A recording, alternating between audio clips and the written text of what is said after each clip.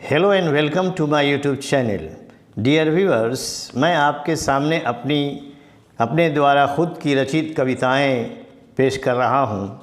इसके पहले भी मैंने कई कविताएं पेश की हैं।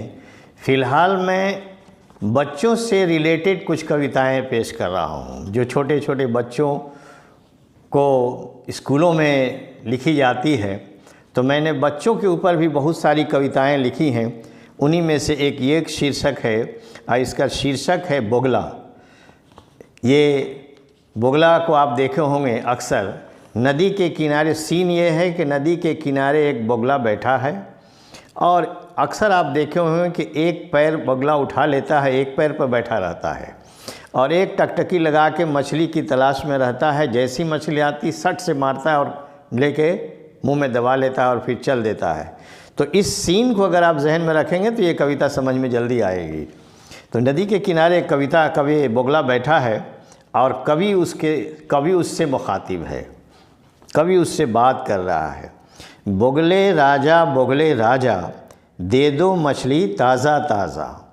बोगले राजा दे दो मछली ताज़ा ताज़ा। भूंज भूंज कर तुम्हें खिलाऊं, तुम भी राजा मैं भी राजा।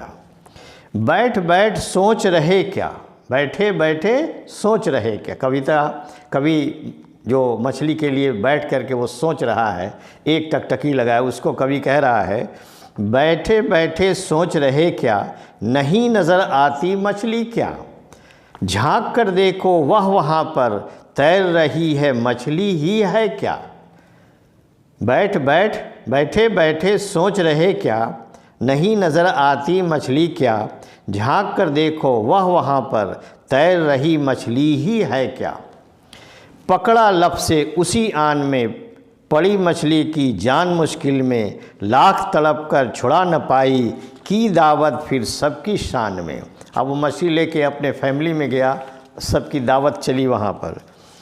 फिर आना उस नदी किनारे, मिल बैठ पकड़े हम सारे। कवि कह रहा है बोगले से, ये एक तरह से पर्सोनिफिकेशन भी है। फिर आना उस नदी किनारे, मिल बैठ पकड़े हम सारे। खूब मछलियाँ घर ले जाना, बीवी बच्चे खुश हों सारे।